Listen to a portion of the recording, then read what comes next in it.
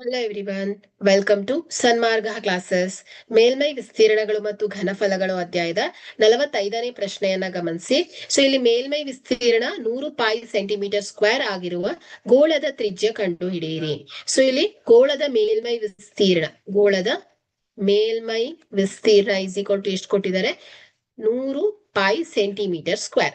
So ಗೋಳದ ಮೇಲ್ಮೈ ವಿಸ್ತೀರ್ಣದ ಸೂತ್ರ 4πr² is equal to 100 π. Okay, so pi cancel ಆಗತ್ತೆ.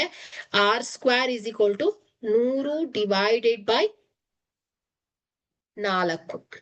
ಓಕೆ, ಸೊ ಇಲ್ಲಿ r² is equal to 100 divided by 4. So 4 1 4, 4 2 8, 4 5 20 ಆಗತ್ತೆ. So r² is equal to 25. r is equal to square root of 25. So r is equal to 5 centimetre ಆಗತ್ತೆ. Okay, ಹಾಗಾದ್ರೆ ಇಲ್ಲಿ ಮೇಲ್ಮೈ ವಿಸ್ತೀರ್ಣ 100 π centimetre square ಇರುವಂತಹ ಗೋಳದ ತ್ರಿಜ್ಯ ಏನಾಗತ್ತೆ ಹೇಳಿ? 5 ಸೆಂಟಿಮೀಟರ್ ಆಗಿದೆ. Okay, thank you.